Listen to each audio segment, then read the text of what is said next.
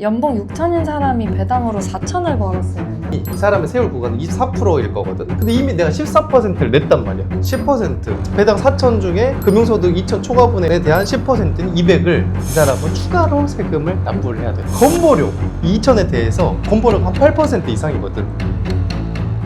대표님, 제 친구가 최근에 주식으로 돈을 좀 벌어서 이거 세금 좀 내야 되냐고 물어보는데 너 아니지. 아니에요. 저는 이제 시작하려고요. 너가 시작하면 이제 꼭지 아니야? 주식 팔아야 되는 거 아니야?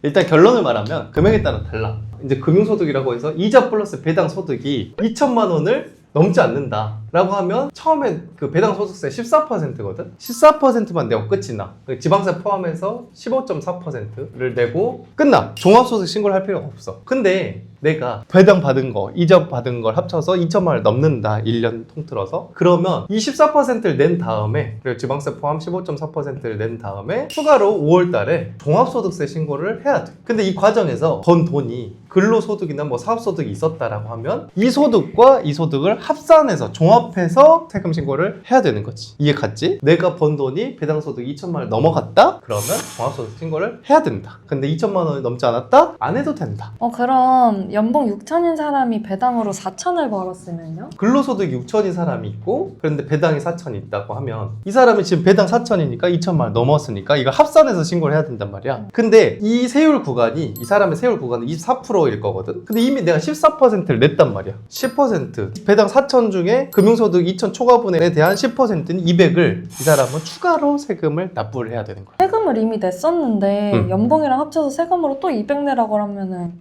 부담이 좀 상당한데요? 부담이 상당하지. 근데 문제는 여기서 끝나는 게 아니야. 건보료 2천에 대해서 건보료가 한 8% 이상이거든. 부담이 어마어마하지. 대표님, 저 네. 그럴 바에는 그냥 미국 주식 할래요. 미국 주식은 세금 안 내나? 미국 주식은 세금 더 내. 미국 주식은 내가 미국에서 세금을 낼 거거든. 근데 미국에서 세금 낸 거랑 우리나라에 세금을 또 내야 되는데 이중과세 방지를 위해 외국 납부 세공제란 제도가 있어. 이중과세를 방지하기 위해서 이걸 꼭 적용을 해줘야 되고, 우리나라는 국내 주식, 내가 대주주가 아닌 사람이 이걸 팔면 양도소득세 안 나오거든. 근데 미국 주식은 양도소득세를 22% 내야 돼. 그러니까 미국 주식 세 부담이 더 높은 거지. 참고로 이 22%는 주식에 대한 양도 차익이 이제 250만 원을 넘어가면 그 부분에 대해서 22% 세금을 내는데, 이게 매매 차익이잖아? 이거는 양도소득세라고 해. 그래서 우리가 하는 종합소득세랑은 또 다른 거야. 그래서 종합소득세랑 이거를 합산해서 신고를 하는 게 아니라 이자 배당처럼 따로의 신고를 하는 거거든. 그래서 종소세를 신고했으니까 이것도 신고된 거 아니야? 라고 오해하시는 분들이 있는데, 결론 말하면 아니다. 둘 다 꼭 따로따로 챙겨야 된다.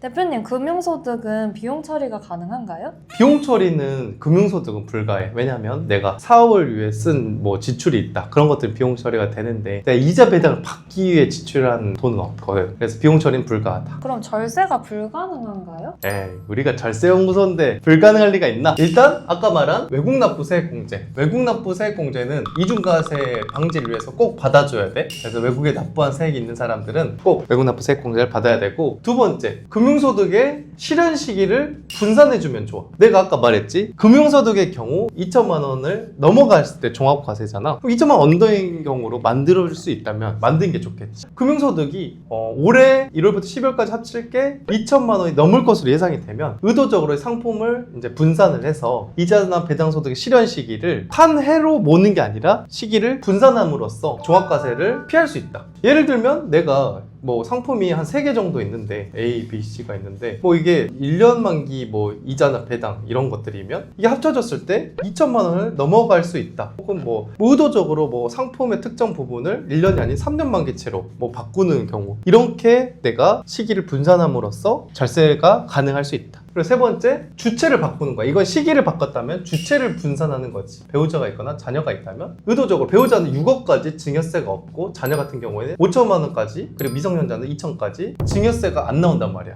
그러면 내가 혼자 금융소득을 갖고 있을 때 종합과세를 받는다면 누진세이기 때문에 소득이 높을수록 세금이 올라간단 말이야. 그러니까 배우자랑 자녀한테 나눌 수 있다면 나눠가지고 세금을 마찬가지로 줄일 수 있는 부분이 있다. 그리고 마지막으로 네 번째, 비과세되거나 절세가 가능한 상품들이 있어. 이런 것들을 활용하면 좋겠지. IRP라든지 ISA라든지 뭐 이런 것들. 대표님 저희 오빠도 ISA 하던데 근데 ISA가 뭐예요?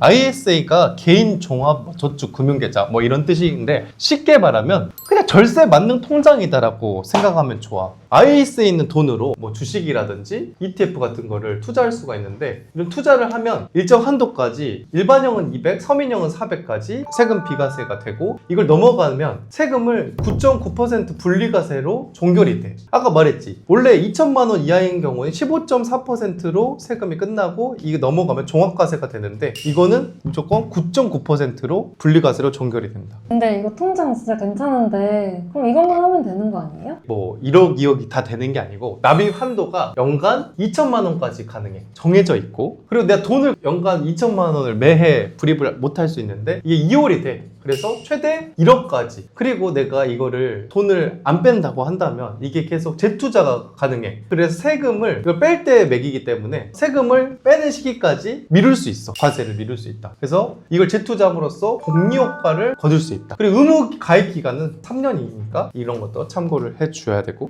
금융소득은 절세 안 된다던데 절세가 다 되는 방법이 있군요. 그래, 아까 말했잖아. 우리는 절세연구소니까. 자, 오늘은 금융소득, 종합소득세에 대해 알아보았습니다. 금융소득이 2천만 원이 넘고 세금이나 건보료가 걱정되시는 분들은 저희 절세연구소에 연락을 주시면 성심성의껏 도움을 드리도록 하겠습니다. 특히 국내 배당 소득이 있으신 분들은 이게 그로스업 대상인지 아닌지에 따라서 세금 신고 방법이 달라지는 부분이 있는데요. 그로스업 배당 대상인지 아닌지를 잘 따져서 신고를 하지 않으면 이게 세금 추가 납부나 가산세 이슈가 발생하기 때문에 이걸 잘 발란해서 신고할 필요가 있습니다. 금융소득, 종합소득세 신고가 필요하신 분들 중 저희 절세연구소에 신고를 맡기고 싶으신 분들이 있다면 여기 아래 고정 댓글 링크를 참조해 주시면 좋을 것 같습니다. 저희가 성심성의껏 신고를 도와드리도록 하겠습니다. 오늘 영상이 도움이 되셨다면 구독, 좋아요, 댓글, 알림 설정 부탁드리고 다음에 더욱 유익한 콘텐츠로 돌아와 보도록 하겠습니다. 시청해 주셔서 감사합니다.